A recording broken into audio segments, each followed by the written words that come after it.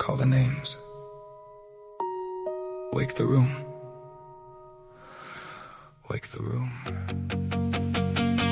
Lulu! Rex! Pomeray! Naomi! Aphasiana! Babbler! Monarch Soul! Jojo! Gray eyes! Fill my eyes!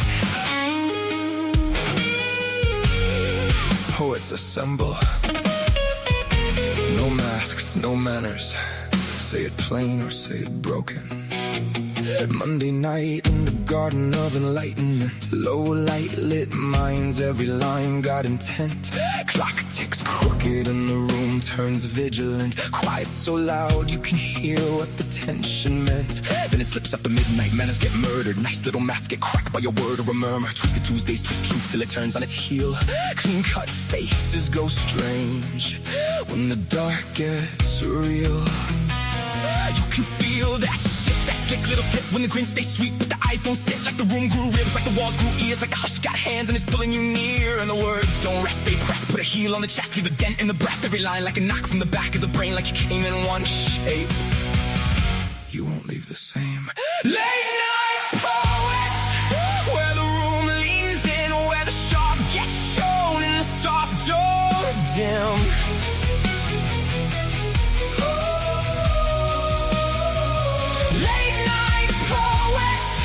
Hear the whole thing shift from a whisper in the ribs to a line that lifts from the darkened edge of doubt to the pull you can't ignore. We don't just read the night, we make it something more. Say it plain, say it broken. Late night poets. Wednesday brace parts and apart, sink down the spine, half halo, half hazard, both hands in the light. Then the art of seduction walks off through the smoke. Silk on the tongue with the blade in the joke. Books and bards wakes dust in the depth of the shelves. Old ghosts lean out and start naming themselves in our coffins. Selling art, the ache gets a voice. Pain stands up straight and makes silence a choice. Then break on through when the dead boogies wave. When the masses sink but the pulses pray. Echoes in the dark go hunting the fear. That thing with no name starts ringing in your ear. Say it.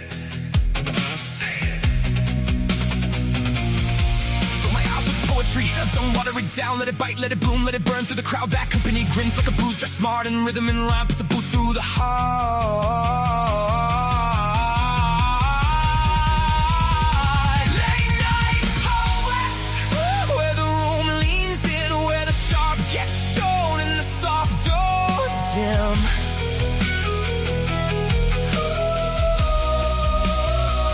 Late night poets, hear the whole thing shift from a whisper in the ribs to a line that lifts from the darkened edge of doubt to the pull you can't ignore. We don't just read the night, we make it something more. Say it plain, say it broken. Late night poets, some come shattered, some come slick, some speak honey with a blade in it.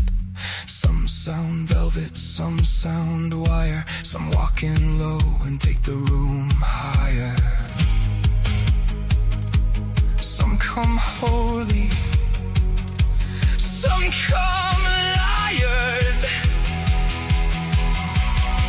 That's the thing, this ain't filler for the dead space. No, there's a pulse for the pen, this is blood with the echo. This is breath with the backbone, ink with the crown, loud mics like nerves, truth laid bare in the round.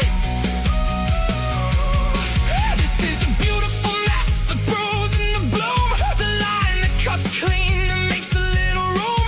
Late souls, wide eyes, all nerve in the dark, a room full of hearts beating hard through the dark. Wake the room, wake the room.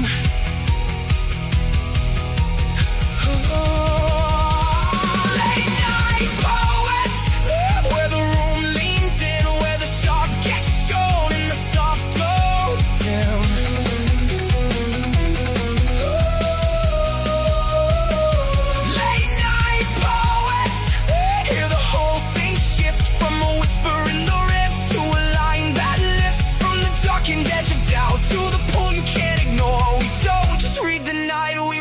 make it something more.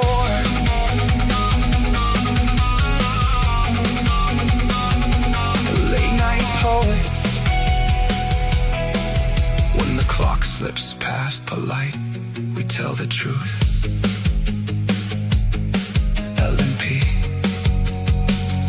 we love you. Stay frosty.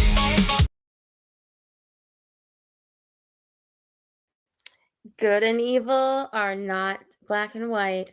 We all have a bit of naughty and nice. Poetry allows us to explore these feelings and the demon and angel on our shoulders. This broadcast is for sinners, saints, and everyone in between. This is part sinner, part saint, and we're part of Late Night Poets, as you may have heard in our intro. We are a group on allpoetry.com. You don't have to be in the group to participate, but it's more fun if you are.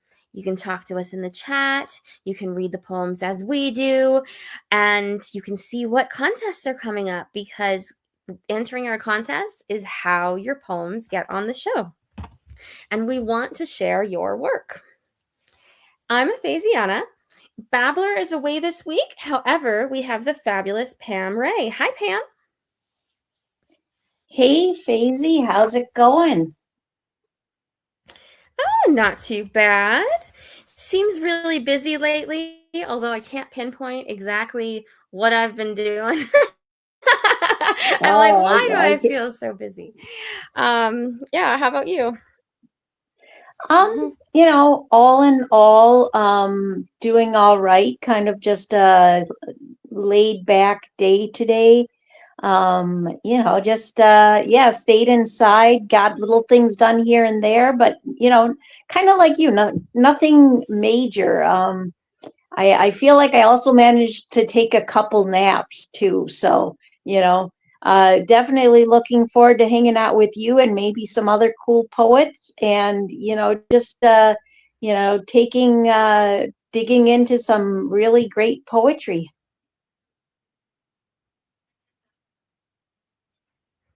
I agree. So today we're continuing a contest that we started last week, and the prompt was it's a cartoon that looks like Richard Scarry kind of style, and it on one side has a little picture of a little house that's a cartoon with a dog hiding inside. It's raining outside. There's a hole in his roof. And then there's another picture that's the exact same house, and the dog is popping his head out of the hole in the roof, and it's sunny instead of rainy. So the caption says, he never fixes it because on rainy days, it's too wet to work, and on sunny days, it doesn't need fixing. So there's this Facebook account called Mostly Fine that wrote, "This is probably the best metaphor for mental health in existence." And I have to agree that it's a pretty good one, because if we're feeling okay, we don't feel the need to work on our mental health. And when we aren't feeling okay, we don't have the capacity to. So it's one of those things where it seems fine, or it's not fine enough for us to get the help we need. So it's just a reminder that, yeah, you gotta not procrastinate during the in-between times. And I mean, I feel that way with things like, say, like cleaning my house. When it's really dirty, I'm overwhelmed. I can't do it right now.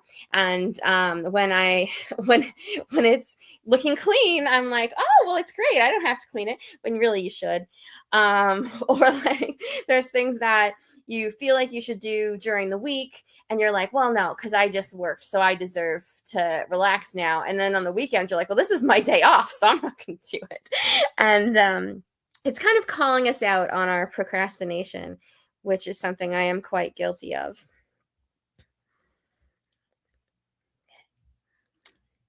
Yep, same here.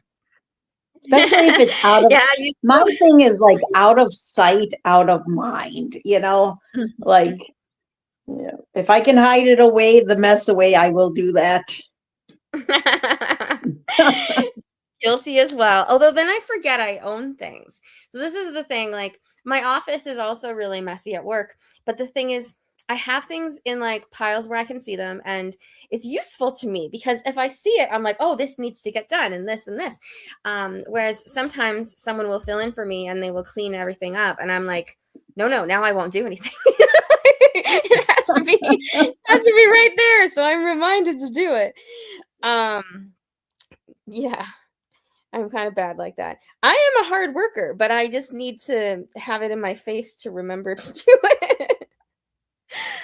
um, yeah, so timing is tricky, and this little cartoon reminds us that even if it feels bad at that time, you need to do it, and even if it feels good at that time, you still should do it, because otherwise we never fix that hole in our roof, and that's a problem. Okay, so we don't have a whole lot tonight because usually Babbler and I talk quite a bit, and more Babbler than myself. So like we'll often only get through 4 or 5 poems, and Right. Well, Babbler's tough shoes to fill. I mean, you are too, but Babbler, I mean, my goodness, she is so wonderfully detailed with her comments that it's like, oh my goodness gracious, you need 2 people at a time replacing her. Like, you need 3 of us. it's true. I mean, you are great, and I'm so happy you're here. But I'm looking at our list, and I'm like, without Babbler, we might be down. Right? I totally get that. It's too bad Robbie's not around. He would have been another good one to have on the show, you know. Yeah, I sent He's him a a great message, commenter but too. he But hasn't come back to me. But yeah, he would also be, he may yet drop in. We shall that's see. true. Sometimes he does just suddenly pop in. He could be listening over on YouTube. So yeah. True. Robbie, if you're Yeah. listening, call in. And Uh, John too. John often calls, and he's not here right now. yeah, well, I don't know if you saw in Speakeasy or if you heard. But unfortunately, earlier today, Shamala passed away unexpectedly. Oh, I did not know. Yes, yes, and her and John are really close, and so right now he's grieving, and he's going to probably just, not, I don't know when he'll be calling in, but it definitely understandable if it does take a while. Yeah, So, no, definitely. Well, I'm sorry yeah. for the loss of anyone who were close to Sean. Oh, oh, absolutely. Yeah, it is a very sad loss. My heart goes out to her family and friends, to everyone on All Poetry and Late Night Poets who, interacted with her. So, and she was just a good person for sure. Yeah. I'll have to go back and read a bunch of her poems, and just that's sort of how I process things. So, yeah, I encourage That everyone to appreciate her work. absolutely, absolutely. I think that's very important.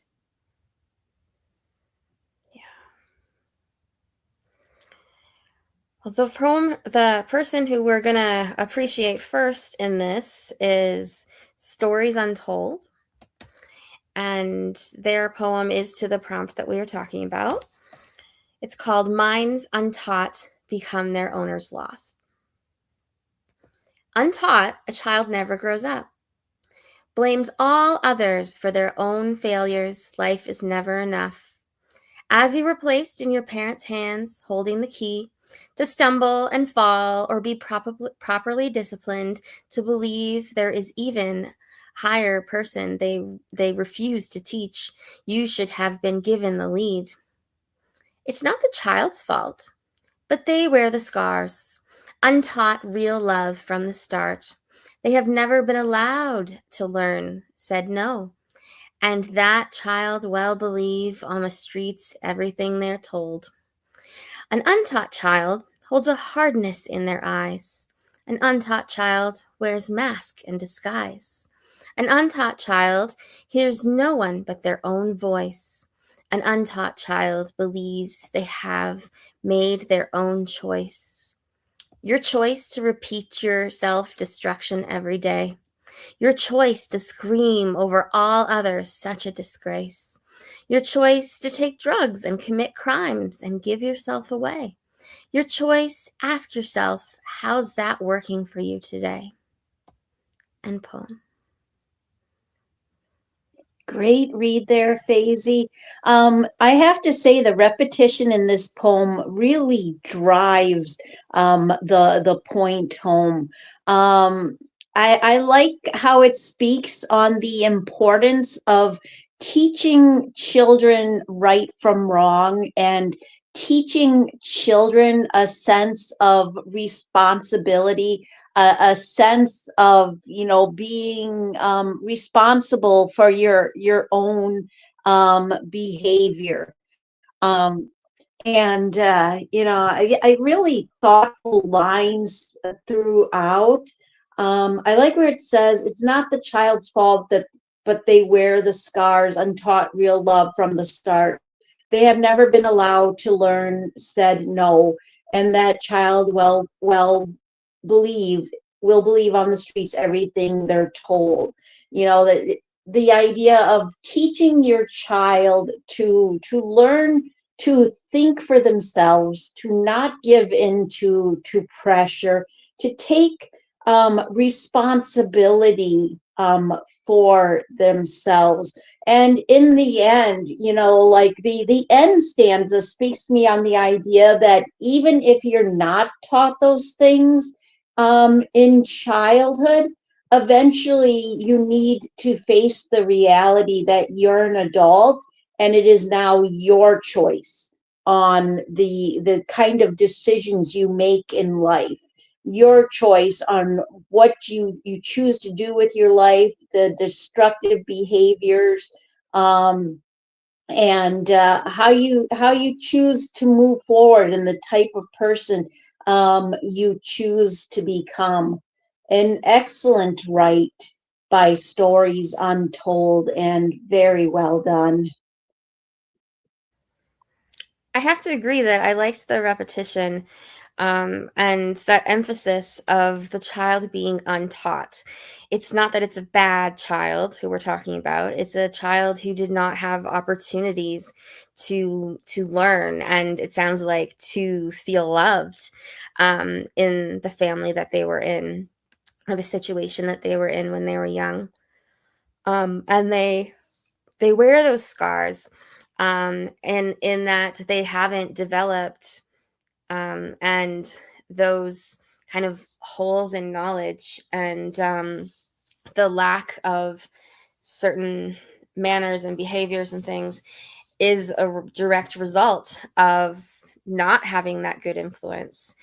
Um, I I like the fact that it's not just like the the the big actions they're doing, but it's the little details. A hardness in their eyes. They have to be tough really young and put up that shield, so they don't have that same gentleness necessarily. Um, to wear a mask in disguise again, not being able to be genuine because they feel the need to protect themselves. Um, hears no one but their own voice. They might have to shut out the other noise because it was mean people. It was emotional abuse probably. Um, and then they believe that they've made their own choice. So they blame often a child who grows up in a bad situation, believes that it's their fault when it's not really. But then, like you say, it does kind of transfer it to there is choice later on in life. And there's a reason why people make choices that they do. And it's, they're still affected by that childhood, but hopefully there's opportunity to overcome it, and you are responsible for your choices. Even if there's reason for bad choices and we have empathy for them because of that, there's still an expectation that you choose to be good. And that can be a really hard thing. And good is subjective as well, but there's definitely, a problem where people go down a bad path because of not having being taught things when they were young, not having the support. When it talks about self-destruction, I think it's important that that is the beginning of that thing where they have choice, because allowing the self-destruction to continue after the people just trying to be destructive towards them are gone.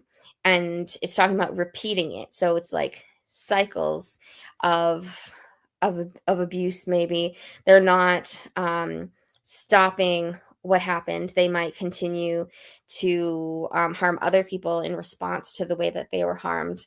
And they might be too hard on themselves in ways that are really destructive. Like it talks about drugs, for example, where, you can take it as escapism, you can take it as a defense mechanism, and then it ends up being destructive to yourself.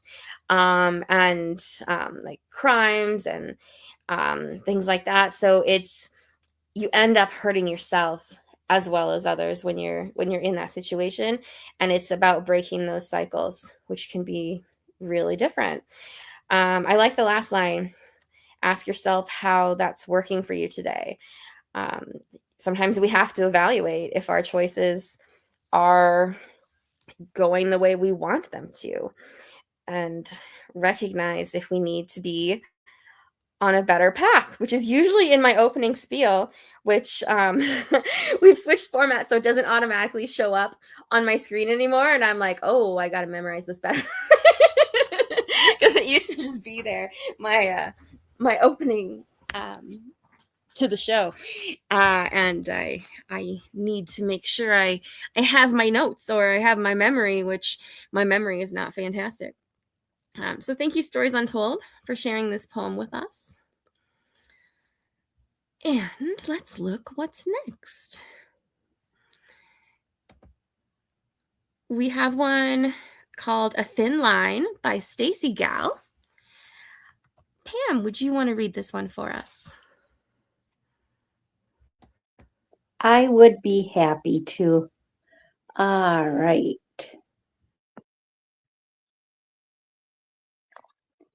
That thin line between love and hate is something we create.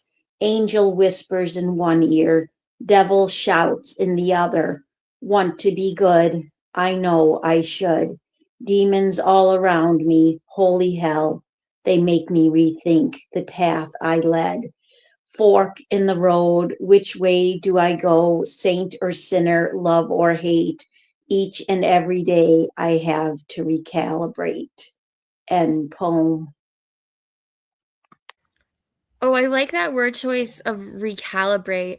I think that's a fantastic way of ending it, but also of kind of like just bringing it all together. And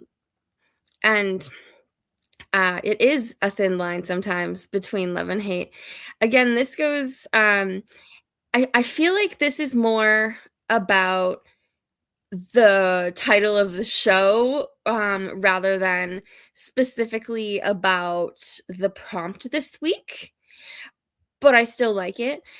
So it doesn't, to me, look at that choice that the dog is making about when to do things. Same with the one that we just did. The first poem also, I think, was written to part sinner, part saint more than it was written to the specific prompt, which happens quite a bit, actually, because I think people read the title of the contest more than the description of it. I still enjoy it, but for those of you listening who do enter our contest, please read the whole description, because there's often some fun twists on it. And we're always part sinner, part saint, but we have sub questions within that. So I like that it talks about it's something we create, because we do have our good side and our bad side, and we kind of create our life based on both of those sides. Finding the balance is kind of up to us. I like that it says they make me rethink the path I lead. So it's talking about demons making you feel that way, but probably also the angel side does that, makes you rethink. Actually, I was just watching some anime with my partner, and we were watching Fairy Tale, which is an old anime, and there's this episode where there's some kind of like power thing going on, and the people who are usually good are kind of drawn more to their dark sides than usual, and the people who are usually the bad guys are kind of drawn to being better, and it's like this energy that reverses the way people usually are and doesn't completely change them, but it kind of switches them on the path of like, what would they have been like if that was their path that they were put on. And there's that kind of fork in the road where they have to decide, they're going to go back to their old self, or they're going to give in to this new element. And I think that we all have those forks in the road without the magic, but quite regularly. So there's this debate here: sinner or saint, love or hate. And I like that it says each and every day I have to recalibrate. This isn't something that we decide just once, where it's like, yep, I'm going to be good. Because yes, we can definitely make that choice of like, I'm going to try to do good in my life. But every little thing we do influences whether we actually are or not. I don't think actually many people would say, I'm going to be bad, I'm just going to hate for everything. It's not usually, like, even villains, they think they're doing the right thing. There's twisted reasons for it, but it's not generally a conscious choice to be bad. And we just have to, put the perspective on it of like, when I'm doing this, is it making me good? So I was also playing, or rather, someone was playing it beside me and I was helping them. This old Star Wars game, which is Knights of the Old Republic. And in it, there's kind of like multiple choice answers when you're talking to people. So it will give you the option of like, you yell at them, you say something kind of neutral, you say something nice. There's like multiple things that you can say, and it doesn't tell you like directly, this is if you want to be good, this is if you want to be bad. You just have to kind of make a judgment call based on what they said. And if you go certain ways, then you go to the light side and you end up becoming a Jedi. And if you go to the ones that are more mean and kind of like responsive in an angry way, then you get, you become a Sith. But it's like every little choice you make in that game influences things. And it's just a reminder that every little choice that we make in real life will kind of put us towards something. The recalibrate, I think, is really great, because you have to adjust, and you have to see that your car's not going down the middle of the road properly, and do that little swerve, and don't overcompensate and like slam off the road, but figure out the small tweaks that you can do to feel more like yourself. What did you think, Pam? Well, first of all, I like what you had to say there, Faisy. Yeah, this is a great write by Stacy Gal, a new name to me, so it's always good to see new names. I do have to agree that this does seem to be a written to the contest title, which happens to me all the time too, and it's kind of understandable. But people eventually they'll learn. But it is an amazing brevity. I do like how it speaks on that idea of finding balance and also how we learn from both the dark and light sides of ourselves. I like that the statement "holy hell" was put right in the middle as like a turning point. That what that made me that made like for a really attention grabbing. And I did like how they did speak on the idea of um learning from your personal demons, you know, that we all have that darkness within us. We all have to learn from our past mistakes. Recalibrate was a great use of that word. And the nice thing is like sometimes you feel like in a rhyming poem people put words in just to have them rhyme and they don't quite fit, but this really fits. The rhyme and flow is nice. The word choices all the way through fit really well. And you know, I like how she takes a familiar image that we all know, the angel and the angel and demons on your shoulders, and the idea of even the fork in the road is a wonderful use of a familiar phrase, and the idea of getting to that point where we're at you know, a crossroads, and you know, we're just really thinking about what direction do I go into now? And then the idea that you know, we make these decisions sometimes in the little things. Like we don't all face like major you know, philosophical crises or you know, spiritual crises every day of our lives, but sometimes it's in the little decisions, like you know, choosing to be polite to somebody when we've been standing in line for a long time or waiting on the phone for a long time. You know, sometimes when you're put into situations where it can just be difficult to be a patient and loving person, you have to remind yourself that this is one of those small steps towards being a better person. So excellent write by Stacy Gall and very well done. Great comment, Pam. Thank you.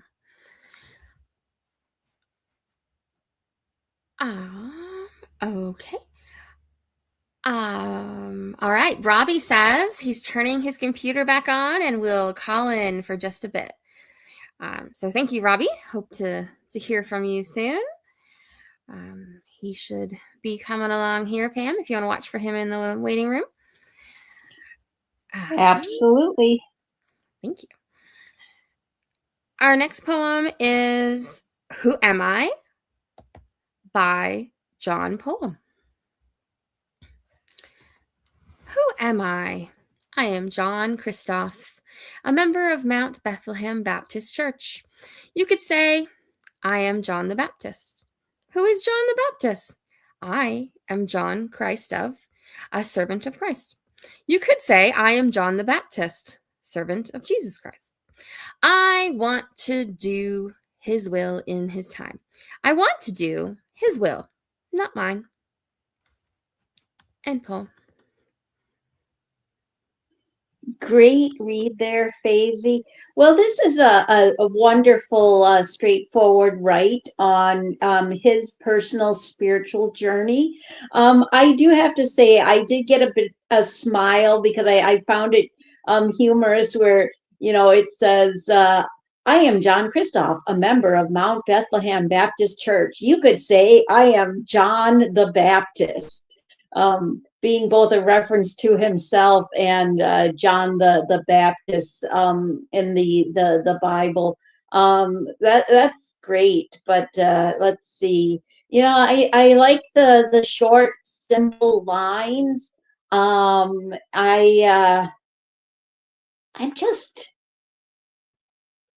just having a hard time connecting this with the prompt. I mean, are we still on the house roof hole We are prompt? supposed to be. Yes, it was in that contest. Okay. Well, I can't connect it to the prompt, but I will say that I think it has a lovely message. And it feels like, you know, I don't know, it feels like John just introducing himself to us and showing us what's important to him. So thank you for sharing. I definitely agree. I don't think it's written specifically for my contest. It was entered in it, but I don't think it has anything to do with the prompt. And I don't totally think it has anything to do with the title of the show either, which we had pointed out is a problem that a lot of people have. I mean, maybe in terms of the sinner saint, maybe he was trying to lean towards the saint. Because I think maybe John the Baptist was a saint. I'm actually not sure. But yeah, definitely not to the little dog with the roof problem. I was actually kind of discouraged with this contest because very few people actually wrote to the real topic. That was a little bit my fault at first because I let my membership expire, and when you don't have a gold membership, or at least a silver membership on allpoetry.com, it doesn't let you have pictures. And the prompt was a picture. So when my membership expired, the picture went away for a little while. And then a couple of people pointed out, they're like, your contest says use the picture, and there's no picture. So I was like, oh no. So I added the picture back in. But I think perhaps during the day or two that there was no picture, people wrote in just sort of whatever. So I'm learning a lesson of keep track of my membership, because I've had it for a while and I totally forgot you can't have pictures if you don't have a membership. And I definitely like including pictures in my contests and my poems. So I need to be better about keeping my membership up to date.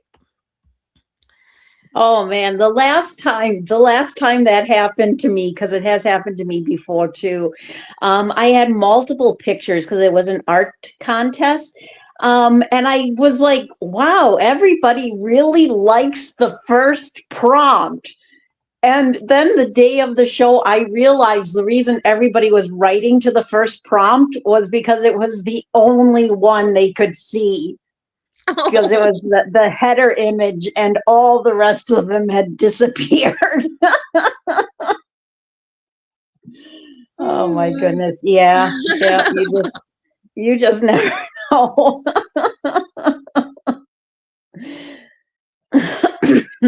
I had that happen to me when I was doing an audio contest too, because you can't embed like YouTube videos and SoundClouds if you don't have a membership.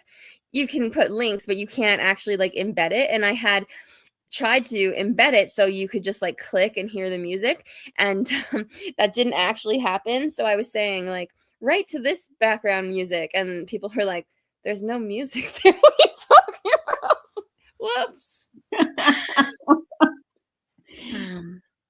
It's tricky because on my screen, it shows up as having the things.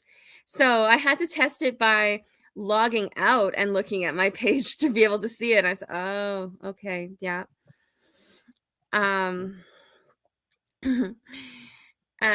Looks like we have Jojo. Hi, John. And we have Robbie, who on this is called Robbie Multimedia Poetry. Very cool. Yes. We just stick to Robbie. Your full name. Can you imagine if that was your legal name? Multimedia Poetry. Oh my goodness gracious. That would be a really long mouthful of a name for sure.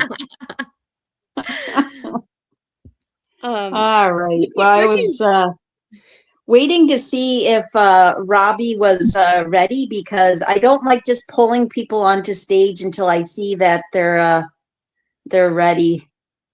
Yeah. Oh, he says he is now. He is ready. So I will go ahead and add him on. Oh, he disappeared. Okay, he tells me he's ready and then he disappears. What the heck? Oh, there he is now. All right.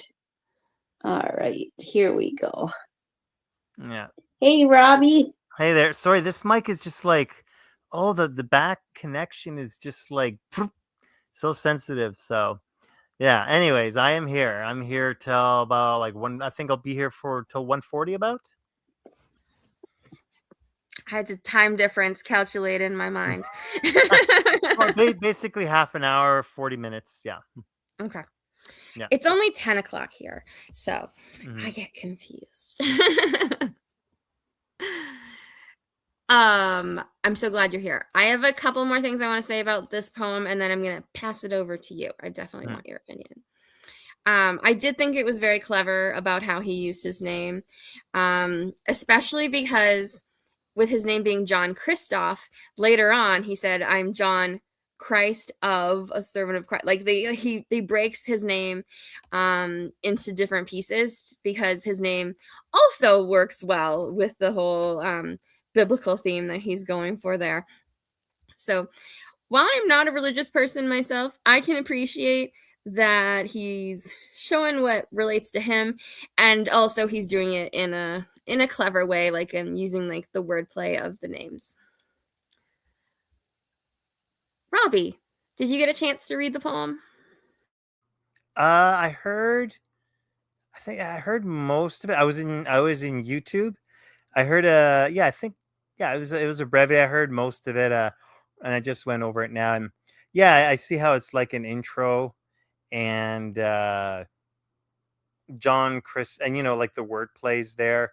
The word plays were clever. John Christoph, uh and Christ of, and that, and it's funny how it reminded me how names have like sometimes, well, I didn't know it was like a Christian or a Catholic tradition to give your give your child a name of one of the apostles, I think, because my brother's middle name is John, my middle name is Peter, and so that it reminded me of that. And it's just funny how names break down sometimes like that, like Christoph, Christ of, and then with my own name, Robert is Old English for star in the sky, and Peter is rock of the church. So when I tell that to my friends, they say, "Oh, so you're a rock star, right?" Yes, that's it. I'm a rock star. And anyways, so they reminded me of that little bit of silliness. And yeah, I liked it. That was the main part that I liked about this, is how it broke down the name and used that as an introduction for himself, and introducing himself. It's yeah, it's a clever way to do that, and it gives like a bit of almost not humor quite, but yeah, like a bit of levity to the poem.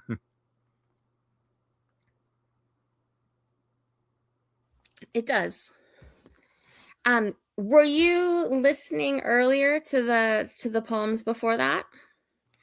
No, I was just starting to tune in at about, yeah, at about around that time. So sometimes what I'll do is I'll listen to, like, if it's later at night, and like I'll be like listening in the background while I'm just like starting to doze off and all that. So in the YouTube. Yeah, no problem at all. I just wanted to give you a chance if you had opinions. Yeah, you were looking. I'm a Taurus. I always have opinions. I know you do, but that's why I was giving you a chance. Yeah, I have opinions on WSIB, but we won't get into that. Not here. No. Okay, I'm gonna put up a poem for you to read, Robbie, if you'd like. All right.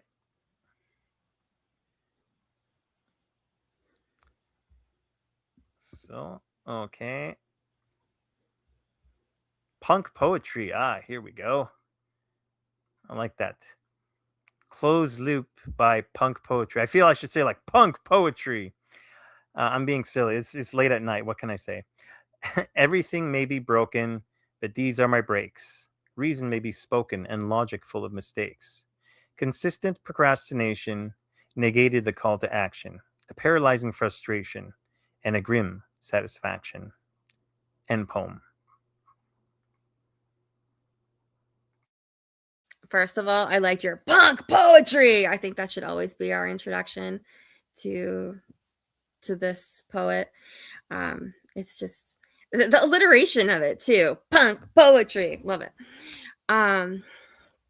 And I like the rhyming that's going on here in the first stanza, the broken, spoken, breaks, and mistakes, but especially because the first two words, broken and breaks, is just a different version of the same thing, but it sounds really good. The broken, spoken, breaks, mistakes.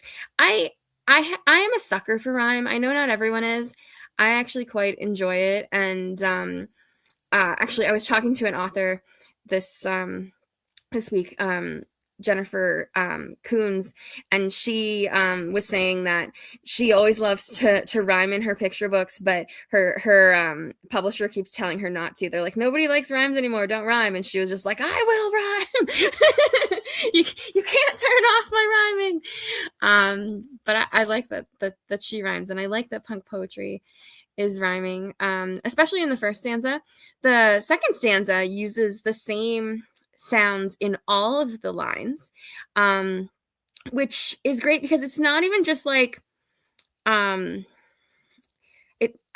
like the shun at the end, procrastination, action, frustration, satisfaction, but it also has like within that a little bit further, there's multiple syllables usually that go well together. The logic full of mistakes, I like that. Sometimes we have reasons for our procrastination. We can justify our waiting, just like in the prompt there. This one's definitely written to the prompt, where the little dog is thinking that, well, I don't have to fix it because it's sunny, or I can't fix it because it's rainy. So yeah, we have reasons for our procrastination. We can kind of justify it to ourselves and to others, especially to ourselves. The thing is that, like it says, it negates call to action. It if you always have an excuse, then nothing gets done. And I like the use of the word paralyzing, a paralyzing frustration, because it's true that sometimes you get stuck into that rut of like, well, I can't do it because of this. And you really feel like you can't. It's not even just that, like in the beginning, it might be like, I don't want to do that. But eventually it feels like you can't. And I really notice that myself sometimes because I'm kind of a hermit, where it's like, I don't really feel like going out. And then when you haven't left your house in a long time, it becomes like I don't know if I can. And it's the things that you get in the rut doing become paralyzing. If you don't clean your room for months and you have like piles of laundry everywhere, not that I ever do that, then it becomes paralyzing because it's too much, and you're looking around like, oh crap, I don't even know where to start. So I like the word paralyzing there. I think it works. And the grim satisfaction, which is kind of like an oxymoron, but it works really well. Grim and satisfaction, they kind of are opposites, but it works. I'm excited that this one actually went to the prompt, which was rare. So thank you, Punk Poetry, for reading the prompt and being there at the right time where my picture actually was working. Pam, would you like to comment? Oh, absolutely. I too am very much thrilled that somebody actually wrote to the prompt. This is really intelligent and hard hitting. I do enjoy the rhyme and flow in it. great lines throughout. I like how it speaks, like where I like the where it says reason may be spoken and logic full of mistakes. That idea that sometimes in trying to find the logic in our thinking, it can make us so obsessed with finding the right way to do things that we basically, it's almost like mind and body becoming paralyzed. As you says, a paralyzing frustration and a grim satisfaction. That idea that I feel like it's kind of, to me, is that idea of, think before you act, but don't overthink. Like there's got to be that balance found. You don't want to consistently procrastinate, but at the same time, you want to have a sense of not going into the same mistakes over and over again. Great lines throughout, and an excellent brevity by Punk Poetry. Very well done. I have to say, it's so funny looking at the screen where I can see who's talking, because for those of you who can't see, Pam has a cow icon where the cow is talking to a microphone, and when we talk, it makes the like the little circle around us kind of like, vibrate, like it shows that it's talking, and it really looks like the cow is like mooing into the thing when the I noticed that too. Yeah, it looks like the cow's talking. Moo, moo, moo, moo, moo, moo, moo.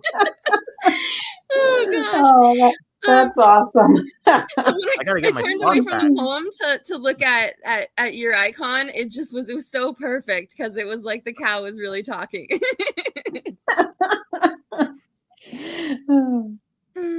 That was awesome. And yeah, I agree with your comment. Robbie, what were your thoughts? Well, it's funny because he calls himself punk poetry, or they call themselves punk poetry, and it did have a punkish sort of a feel to it because of the alliteration and the kind of the staccato sort of rhythm to it, the like mostly shorter words in that. I've become really interested in kind of like hip hop poetry, when like they take their sharp internal breaths, like in between. There's a specific name for it, but I lost it and I can't find it again. But it's like to emphasize kind of like that emotional sort of gravitas to it, and this had that too. And this taps into so many things that I've been thinking about, so I appreciate the poem for that, because it does become like a closed loop. I remember hearing or reading about something somewhere where people end up making lists about lists, like this is a list of all the things I'm going to do, but then they just get caught up in making that list, and it becomes this kind of almost perverse sort of form of procrastination, because it's like, well, if I make this list, I'm not really procrastinating, but they are, right? They just using the list as a more justified feeling way of doing that. And I was looking at the I Ching, and because I bought a book about the I Ching book, and I just randomly turned to the page, and it had the 36th hexagram, and it was like about the horse, and it was about skillful application of action. And like one of the things I found interesting was talking about how not when you're angry, this is something that really spoke to me. When you're angry, like letting that settle first and then taking action. And again, though, like you don't want to. I like that hexagram because it really emphasized what closed loop is talking about. What does happen is that just that stagnation and the potential of stagnation. And so yeah, I appreciate the poem for that. And lastly, with the punk poetry name, I was just thinking of how Rajesh, I think that was his name on Big Bang Theory, he got obsessed with, like, he was talking about how, yeah, I noticed how Stan Lee had those alliterative names like Fing Fang Foom, and like he named off about like Doctor Doom and Fantastic Four, and he named off about like 10 other names, and they're like, yes, we get it. Stan Lee did that. So it reminded me of that little funny thing that they did. That's true. Stanley really did do that. Rest in peace, Stanley. I always liked him. A part of what you said that caught me, Robbie, was you were talking about how it sounded a little bit like in hip hop or rap, and actually, punk poetry writes in their profile, I feel like I'm more of a lyricist than a poet. So perhaps this was something that was kind of meant to be performed in like a hip hop kind of vibe. I don't know what would happen if I tried to do it in a hip hop sort of a thing. I'm not too. I don't know if I'm punkish enough for that. It might fall flat. Oh yeah. I've definitely tried before, and I like writing like that sometimes, and I've been pretty close to some people who are good hip hop and rap people, but yeah, I don't think I could likely pull it off either. I feel like punk poetry would just shake his head and be like, no, I don't know what you think you're doing. That's not how it's supposed to sound. But that could be fun. Put it to a beat. Our next poet is called E. Belly 2202. And this poem is In or Out. In or Out by E. Belly 2202. Like a hole in the head. It's a big deal if your roof is missing. Can't live with you, can't live without you. The glass is half full, yet feeling so thirsty lately. Only one cup in the house, and summer's creeping. Tap water, plastic filter, rainwater with toxins in it. Good water, in or out, no matter where it's dripping. Seasons change, and that hole starts leaking. What a mess. A little late for thinking. End poem. Pam, do you want to start us off with a comment? I would be happy to. Great read there, Faisy. I have to say, I really like this one, not only for the fact that it connects with the prompt, the theme itself, but also because it's written in such a way that I could honestly see this written in like a Richard Scarry book. Which was like, one of my favorites from childhood. Great imagery. I like how he gives a nod to the familiar sayings like the glass is half full. And it has kind of a sense, like it's got this kind of clever, entertaining sense of humor. Like a hole in the head, it's a big deal if your roof is missing. Let's see, only one cup in the house, and summer's creeping. Tap water or plastic filter, rainwater with toxins in it. I feel like this speaks on that stanza there, speaks on the idea of sometimes it's those like little decisions that we make, and that sometimes we really need to carefully think things through.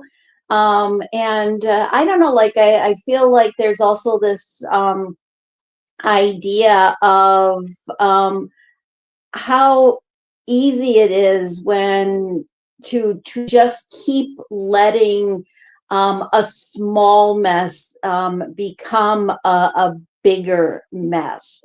I don't see this necessarily as being as much about depression, but I do see it as speaking on the importance of how you can't keep letting messes build, but and sometimes it's just too late to clean things up, too late to make the right decision. Just a wonderful write by eBelly 2202, and very well done. Well said, Pam. Robbie, would you like to comment? Yeah, this had that feeling of when you just like flow into the problem, like it gets away from you before you know it. Like you're just considering something, and all of a sudden it's something else. The glass half full, but that turns into tap water or plastic filter. The rainwater has the toxins in it, and it's just that I've been experiencing that a lot these days because of having to do paperwork and all that for trying to get coverage in that for my concussion, and yeah, the things just get away from you without in little steps. There's a lot of things I've been thinking about in life where it happens in little steps, like when they talk about like the road to hell is paved with good intentions. It's just that that little thing that you do is like, oh, that's not such a bad thing. Oh, that's not such a bad thing. And then before you know it, it has that kind of a feel of a process for me. And yeah, I was thinking again about how different things that happen can change the framework of a poem, because it said like a hole in the head. And that, as soon as I heard that line, I was like, no, I don't want to hear that. Because I got an x-ray. I got an x-ray to find out if there was a hole in my head. So a line that doesn't bother you before is just like, you hear it and you're like, no, just no. And but I enjoyed the flow of this poem for both how it actually was written, but also for the thought process, because of how one consideration of life just flowed so much into the other, and then before you know it, you're in the mess. Oh, and also I maxed out the screen so that I could more clearly see Pam's cow animate, because when you max it out to the full screen, you can see it even better. It's true. You really can. As you said that, I did. It was fantastic. Um, the I really enjoyed this poem, and I think that, like you said, I enjoyed the way it was written, but also I feel like it had um, a good flow of thought, not just a good flow sounding the way that it did. Um, the hole in the head part, I had to giggle when you said that, because I also, like, I literally have a hole in my head, and so it just that made me laugh. It is a big deal if your roof is missing, and that is a great metaphor, I think. Um, and the debate, can't live with you, can't live without you. It's that difficulty of making decisions, because sometimes you're in a complicated relationship where it's like, um it's too complicated, don't want to be a part of it, but also you can't imagine being without that person. It's really a hard position to be in when you're in between there. And then the glass is half full, it's talking about that kind of um the saying of if you're an optimist, the glass is half full; if you're a pessimist, the glass is half empty. And then here it is, it's like, even if you're trying to be optimistic, you don't have the full glass. So feeling so thirsty lately, yeah, you're saying like, oh, it's great to have this half a glass, but it's maybe not enough. And that really goes well with the can't live with you, can't live without you. Because maybe you really want that person, but they're only half a glass into the relationship. They're not fully dedicated to you, maybe. And you're still thirsty. You still don't have what you need out of it. And then saying there's only one cup in the house, that really makes it feel like you're having to share that tiny little bit of resource that you have, or maybe that the other person has left. There's only one cup now, they're by themselves, or there's like one cup that's supposed to last for multiple people, and there's just not enough energy or whatever it is to go around. um summer's creeping. So like the hot times are coming, and more than ever, you need to have that support. You need to have whatever the water is representing, and you know that that 1 cup's not going to be enough to keep you hydrated. And then that debate of like, tap water is not healthy, but you know, getting water in the plastic jug has its own problems. Rainwater, even if you're trying like not to buy water and not to go through the process things, there's, you know, acid rain, there's toxins in that too. So there's this problem where like none of the answers seem to be a real answer. And if none of the options are good, then what do you do? And so you procrastinate on making decisions because it's like, well, if the tap water is bad for me, I shouldn't drink that. And if the plastic water is bad for me, I won't drink that. And the rainwater is bad for me. And then you end up not drinking water. And that's not good for you either. That lack of choice becomes a choice. And I think that is a great metaphor for a lot of different things. So the water thing's really working out in this poem. And again, I'm very excited that this person actually read the contest, and this clearly goes with the prompt, and it does on a idea scale, and also because the rain is part of the image that this is based on, so it goes with that metaphor. And the when the seasons change, the hole starts leaking. What a mess. A little late for thinking. So it's kind of like, you know, if there's a little hole in your boat, and the water's not very deep, so it's fine. No, it's just you're getting a little bit wet, and you might scrape the bottom a little bit, but that's okay because it's fun. It's good. But then, you know, the tide comes in, and then it's a big problem that you don't have a sturdy boat, and you didn't deal with it when it was not a big deal, and then you can't deal with it when it is a big deal. So I think that the way that this talks about the seasons changing, creating it as something it's too late to think about it properly, is really clever. This whole thing is a fantastic response to the prompt. I'm really happy with this one.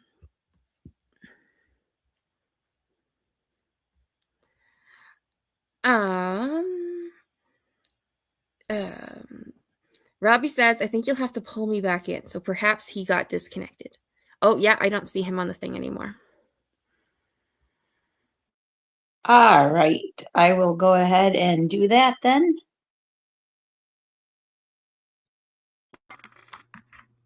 There he is. Yeah, Welcome back, sorry Robbie. about that. I'm gonna have to figure this out. Like I have it an extension for it, so it reaches me. But I think that extension is like, I'm like when I'm handling this mic, I'm just like, I'm like afraid to move it. I'll have to figure it out. Sorry about that. I'll hang out for 1 or 2 more poems. I think 1 or 2 more poems is all we have. Oh, we have. Oh, okay. Yeah, well, there you go. It works out. This week. Baby. Actually, the most of what we have now are some kind of classic poems that I picked out that are on topic. So I'm gonna post one. Let me see if it's clear enough. Yeah. So I just want to I was kind of going off of websites that are not like super obvious which part is which. So actually, Pam, I'm gonna get you to look at the board for this contest, and there's one by Marcus Valerius Martialis. Can you see that? Let me see here. Marcus Aurelius Aurelius. I do see it, yes, where it's like typed out. Yes. Can you read that one, please? I would be happy to. All right. Tomorrow you will live, you always cry.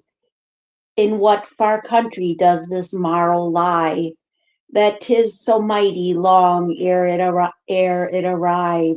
Beyond the Indies does this morrow live? 'Tis so far-fetched this morrow that I fear 'twill be both very old and very dear. Tomorrow I will live, the fool does say. Today itself's too late, the wise lived yesterday. End poem.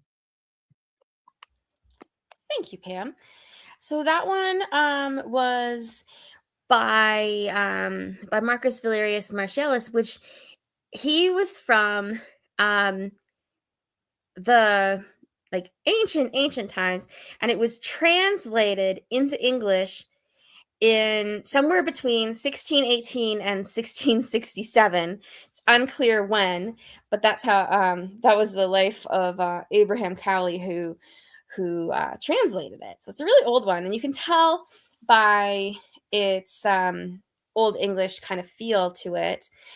And then I think most likely, based on the name, that it would be a Roman thing written originally. It also has Roman numerals there, but I'm not 100% sure about the history of Marcus Valerius Martialis. I like old language like that where it's talking about morrow, to say tomorrow, the way that it's written. I like that it's so kind of, it's focused on tomorrow, but then it realizes at the end that everything's in yesterday now. Because that's the thing. If you're always putting things off till tomorrow, then your chances were yesterday. 'Tis so mighty long ere it arrive. It's like, oh, it's going to be strong when it does come, but well, we'll see about that. And 'tis so far-fetched this morrow. So it's like, it's unbelievable that this tomorrow will come. It's just a fantasy. We can't imagine that the tomorrow is actually here now. Like that, it's something like, when you're putting things off and then you suddenly realize, like, this is my life. I've been realizing this lately because I'm turning 40. It's like I've been waiting to like really settle into a home until I own it, because I've always just rented. But it's hitting me that like I might never actually own. I should probably like make my apartment my own at this point. Like really not have the really cheap crap furniture from yard sales and stuff, because I'm like, well, it's just temporary until I get a good place. But maybe I won't. Maybe that tomorrow is far-fetched, and you got to actually act in the present. It will be both very old and very dear. To think about things that being like, oh, will seem like so long ago, and we'll be nostalgic about it. Can you imagine? And the thing is that it creeps up on you. And tomorrow I will live, the fool does say. And that's the thing. We can put off the excitement for things and, save our, I mean, I've never done this, but like save your good dishes for when you have someone fancy coming over. Like that's kind of a generation or two before me, where it's like you save the good china, and things like that, where you're like, well, I'll only wear this dress when we go somewhere nice, and then you like never wear the dress. And that procrastination of like not really fully letting yourself live in that moment and do everything that you can. The fool says, tomorrow I'll do the thing. And I'll just procrastinate and do nothing today. I will just lay here and screw around on my phone instead of going out and doing things and socializing. So I like that it calls us out on that. The Fool does say. It's interesting that it's like a universal problem, clearly, because this was written way, way, way before any of us were born. And they had the same issues as we do now with procrastination. Today itself's too late. The wise lived yesterday. And we just have to be careful not to miss that opportunity. Robbie, your thoughts? Yeah, this one of the things this really reminded me of, and it's just so fascinating to me. It blew my mind. I think it was J.R.R. Tolkien.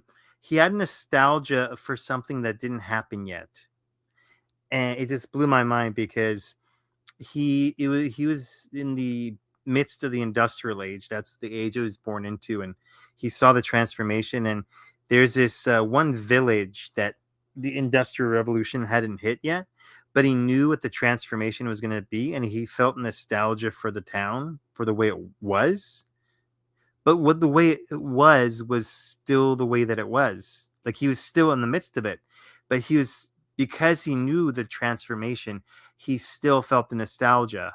Now that to me is just, when I saw that, it just blew my mind, because to have nostalgia for something, even though it's still in the same form, the same presence, it just it just blew my brain. And it reminded me of like that idea of the arrow of time, and how like the present moment is all you really have, because the future hasn't happened yet, and the past is already behind you. And so that, I think that is, on a very practical level, that's a good way to think, because if you take time to take care of the present moment as well as you can, then it's more of a guarantee that your future will be better. And then when you look at the past, when that future becomes your past, you'll look on it and you won't have as much regret, because you've done your best to take care of things. And I remember I was talking on this a previous show about how, like, people have that letter that they don't open because they dread it. Me, no way. No freaking way. I'm going to open that letter as soon as possible, because I just want it over with. I'm a definitely a rip the Band-Aid off in one movement sort of a guy.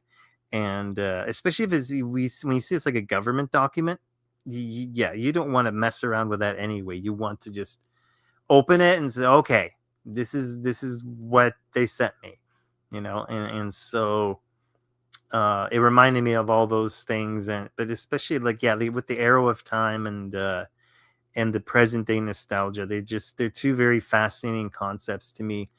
And I'm glad that the poem reminded me of that. I always enjoy poetry where it reminds me of concepts that I have a fondness for. So, but with that, I'm gonna have to drop off and just get straight to sleep. And but I wish you both a good night and a good rest of the show.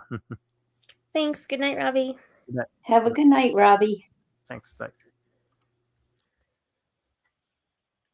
Our next poem is by Edward Young. It's called Procrastination. And this is from something that was published in 1742 originally. Although, again, I think it's translated, so it's not, this version of it is not quite that old. Procrastination. By nature's law, what may be now. There's no prerogative in human hours. In human hearts, what bolder thought can rise than man's presumption on tomorrow's dawn? Where is tomorrow? In another world? For numbers, this is certain. The reverse is sure to none. And yet, on this perhaps, this peradventure, infamous for lies, as on a rock of adamant we build our mountain hopes, spin out eternal schemes, as we, the fatal sisters, could outspin, and big with life's furities expire. Not even Philander had bespoke this shroud, nor had he cause. A warning was denied. How many fall as sudden, not as safe, as sudden, though for years admonished home. Of human ills the last extreme beware. Beware, Lorenzo, a slow sudden death. How dreadful that deliberate surprise. Be wise today, 'tis madness to defer. Next day the fatal precedent will plead. Thus on, till wisdom is pushed out of life. Procrastination is thief of time. Year after year it steals, till all are fled, and the mercies of a moment leaves the vast concern of eternal scene. If not so frequent, would this not be strange? That 'tis so frequent, this is stranger still. Of man's miraculous mistakes this bears the palm, that all men are about to live forever on the brink of being born. All pay themselves the compliment to think they one day shall not drivel, and their pride on this reversion takes up praise, at least their own. Their future selves applaud. How excellent that life they ne'er will lead. Time lodged in their own hands is folly's veils, that lodged in fates to wisdom they consign. The thing they can't but purpose, they postpone. 'Tis not in folly not to scorn a fool, and scarce is human wisdom to do more. All promise is poor dilatory man, and that through every stage, when young indeed. In full content we sometimes nobly rest, unanxious for ourselves, and only wish, as duteous sons, our fathers were more wise. At 30 man suspects himself a fool, knows it at 40, and reforms his plan. At 50 chides his infamous delay, pushes his prudent purpose to resolve in all the magnanimity of thought, resolves and resolves, then dies the same. End poem. Great read there, Faisy.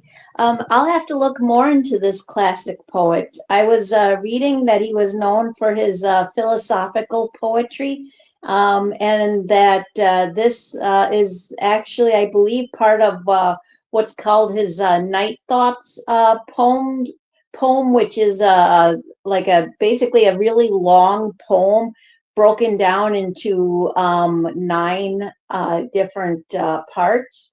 Yep. And really wonderful lines throughout.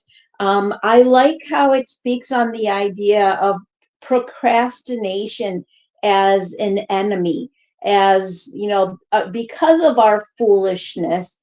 And it is interesting how both the poem before and this one both mention foolishness and folly, and the idea of how it's really the those who are of a foolish mindset, who keep putting things off, and who basically whittle away their lives. They, instead of living in the moment, they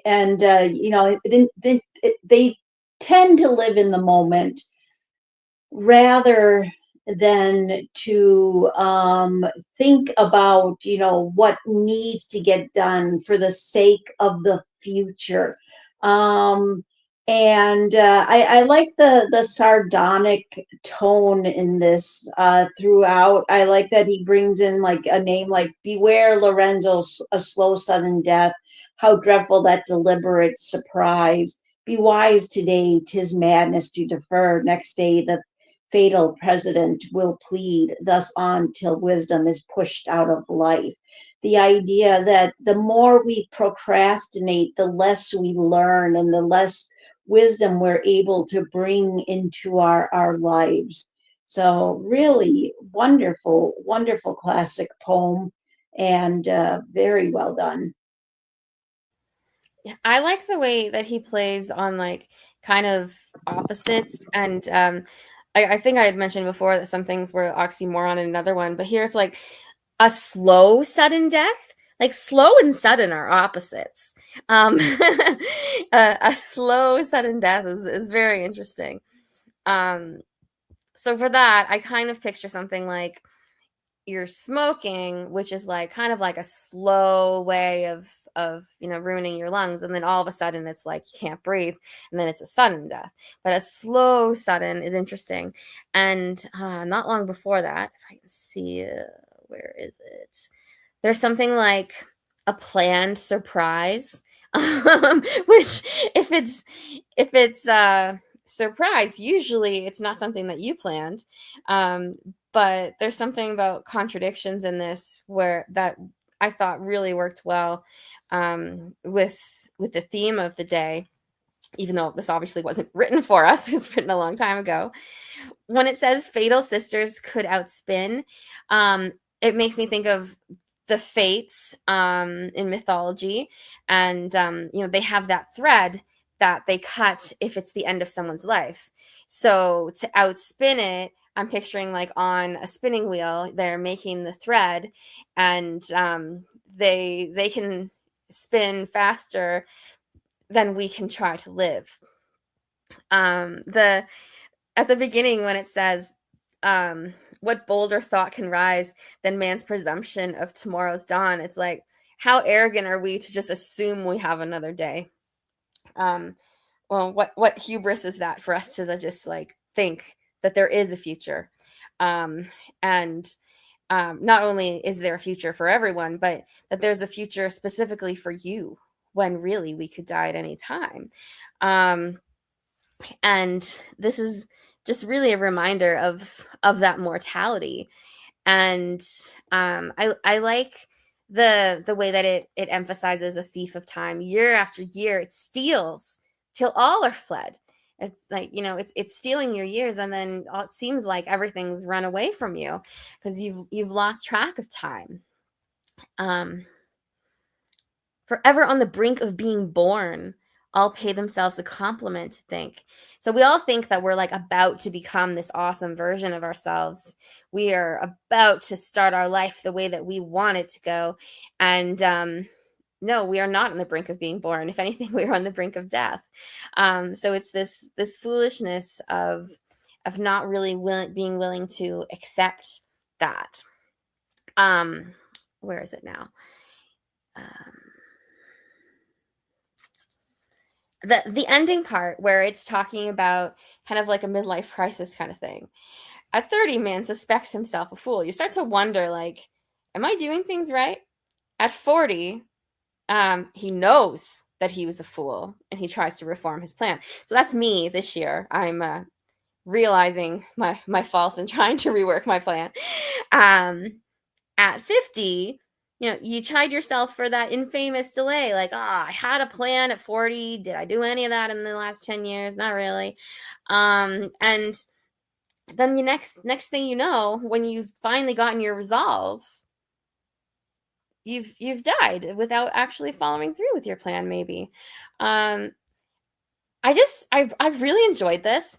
I was kind of browsing through some things, and I wasn't looking for this poet specifically, because actually I didn't know him, but it came up when I was looking at poems about procrastination, and I really enjoyed it. So I'm definitely gonna have to read more of his things too, and more of specifically the Night Thoughts, which I think is a good title, because often our philosophical musings do come to us when we're trying to fall asleep, and I think a lot of poetry comes out of those thoughts. So I find this interesting that he published his Night Thoughts, and years and years later, so far later, we are still reading those thoughts.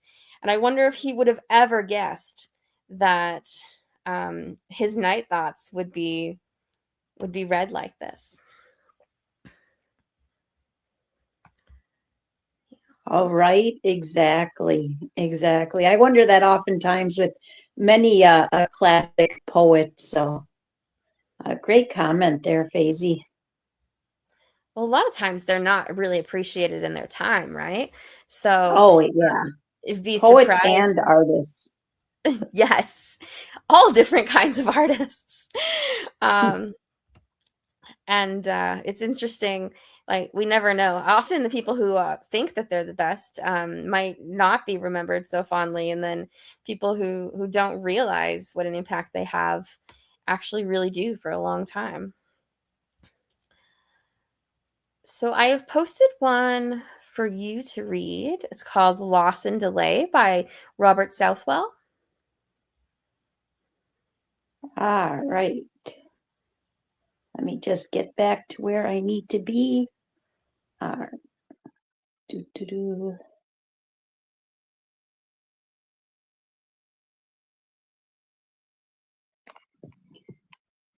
Shun delays, they breed remorse. Take thy time while time is lent thee. Creeping snails have weakest force. Fly their fault, lest thou repent thee. Good is best when soonest wrought. Lingered labors come to naught. Hoist up sail while gale doth last. Tide and wind stay no man's pleasure. Seek not time when time is past. Sober speed is wisdom's leisure. After wits are dearly bought. Let thy forewit guide thy thought. Time wears all his locks before. Take thy hold upon his forehead. When he flies, he turns no more. And behind his scalp is naked. Works adorned have many stays. Long demurs breed new delays. And poem. Thank you. This was also a new poet to me, Robert Southwell. From what I saw, this is somewhere between during his life of 1561 to 1595. Not totally sure when it was written, but it was published later in 1907. So still a long time ago when it was published, which was long after it was written. So again, it has that old-timey feel because it actually was from a long time ago. I liked the use of the snails. Creeping snails have weakest force. And I like the choice of words for rhyming, like rot and not. And even within some lines, there's internal rhymes, like hoist up sail while gale doth last. The sail and gale sounds good together. There's a couple points in this where it seems like there's intentional rhyming within a line. And then the, where is it? I liked the idea of afterwits, because afterthoughts we say, but afterwits and forewit rather than afterthought and forethought. I like that afterwits. You know, you have the wittiness, but later. Actually, I think I relate to afterwits quite a bit. I don't think of a comeback to things until the next day. Oh, the afterwit. And then having to try to have forewit to think ahead and be able to respond when things actually happen because you've planned it. Time wears all his locks before take thy hold upon his forehead. It's like you really have to plan. And I think locks there might work in two ways. So locks as in hair, because it's talking about his forehead, but also locks as in it, you know, like a padlock. Time locks everything up. And then behind his scalp is naked makes me think it's like your brain is blank because your scalp is like pretty much there's nothing behind that other than like the inside of your head. And so if behind his scalp is naked, his mind is blank, I think. Long demurs breed new delays.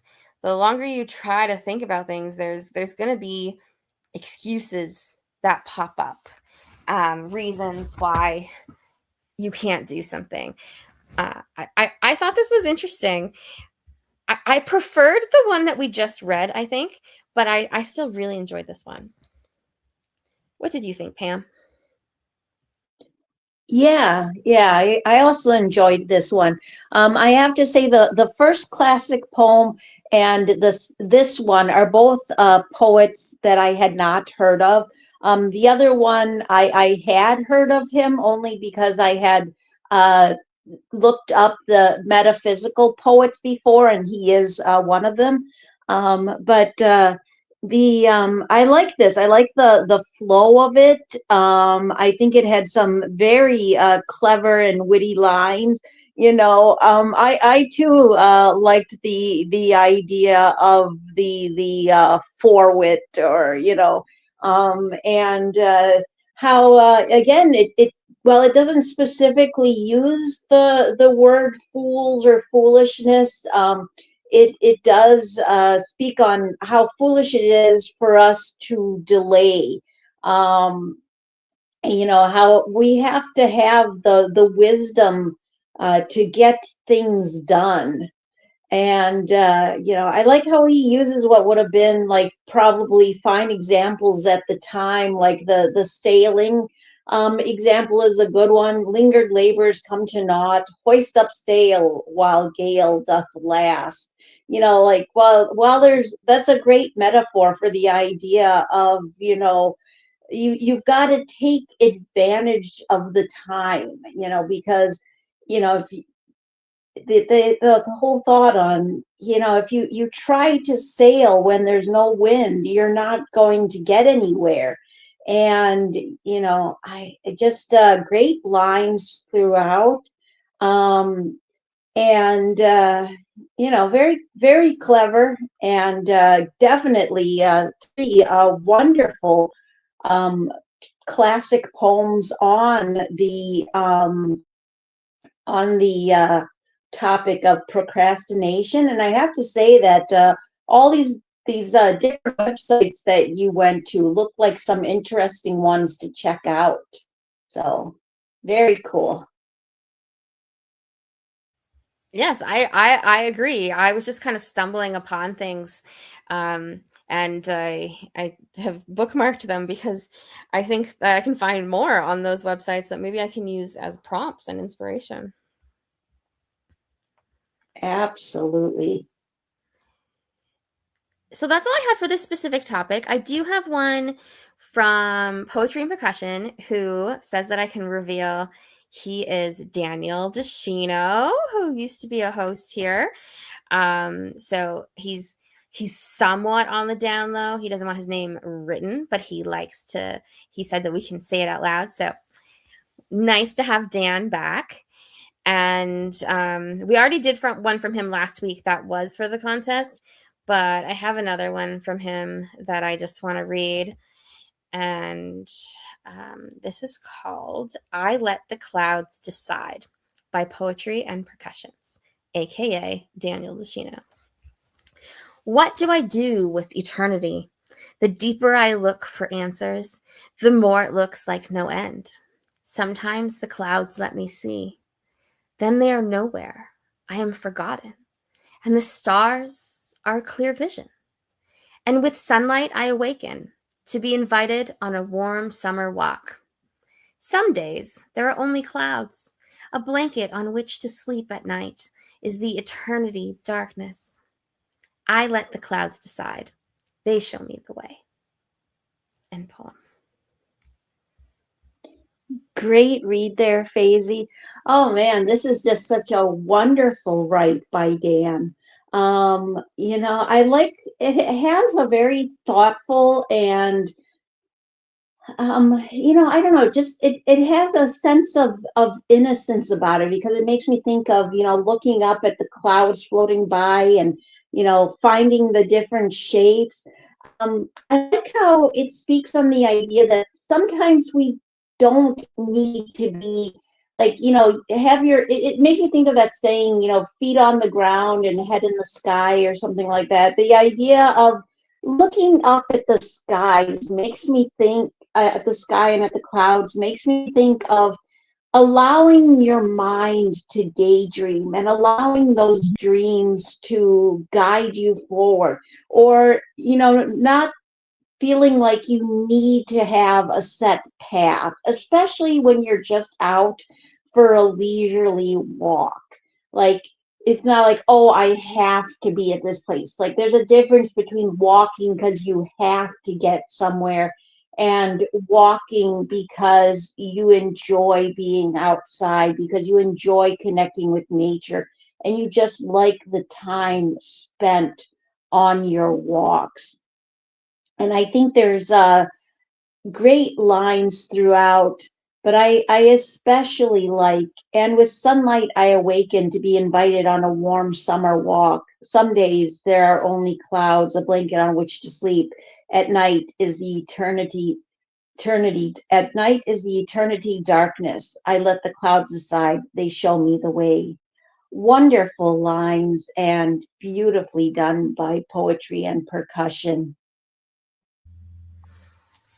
I agree. I think it's beautiful, and I like that you pointed out the thing about like when you're a little kid and you look at the sky and you try to find the shapes in it.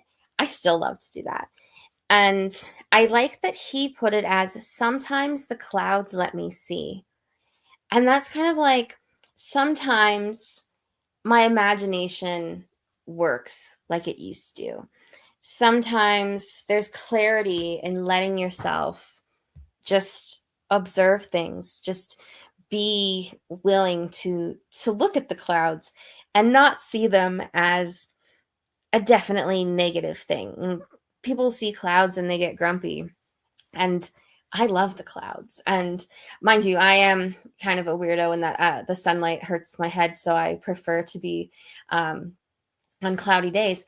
But I think that there's something awesome in being able to dance in the rain and appreciate the clouds. But he also kind of talks about how clouds can change so quickly. Then they are nowhere. The clouds can be there and then gone, and things in your life can be there and then be suddenly gone. People can be there and then be gone. And there's this fear of when they're gone. It says, I am forgotten. And it's like the clouds no longer care where I am, and they aren't showing me anything right now. But then when the clouds are gone, the stars are a clear vision. So despite losing those clouds that let him imagine things, now he sees clearly other possibilities. And I mean, I could see the stars representing the past because we see light that's been out for a long time, and the future because, we could eventually be traveling in the stars. I mean, probably not us specifically, but like future generations. And then again, being awoken by a celestial thing, by sunlight. So all these things that are in the sky having a big influence on the people on the ground. And I like that he describes it as invited on a warm summer walk. He sees this weather as like the world communicating with him. And the clouds as a blanket I also enjoy, because sometimes when it's a cloudy day, there's just this urge to hibernate.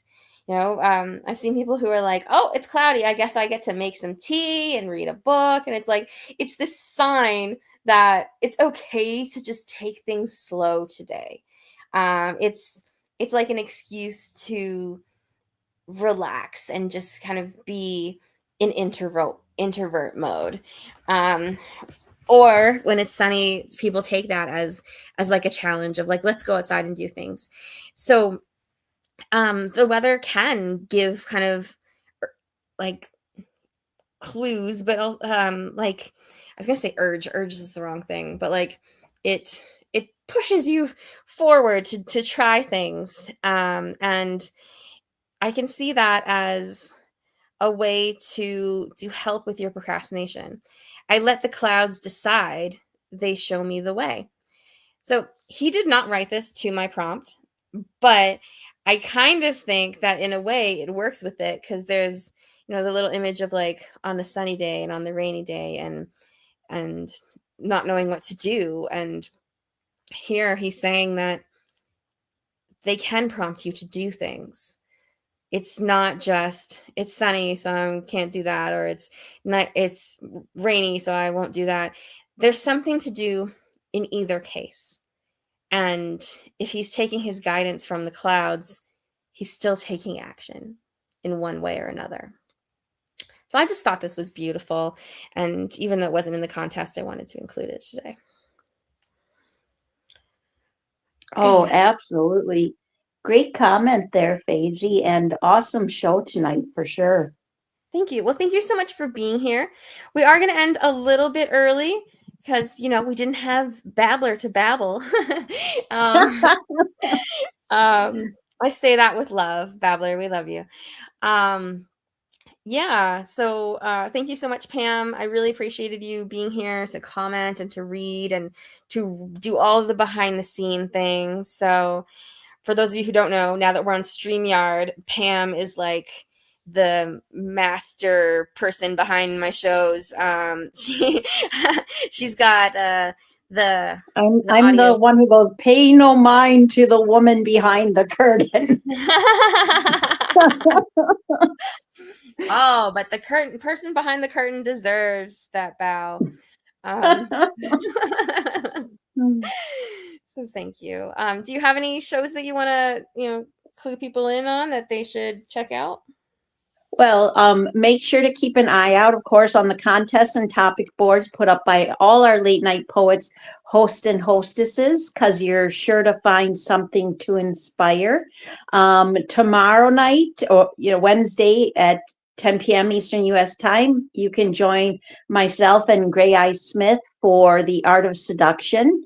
And then Thursday will be Break On Through. And Friday will be open poetry. So, check those all out. That is a really nice variety. Yeah. Good night, everyone.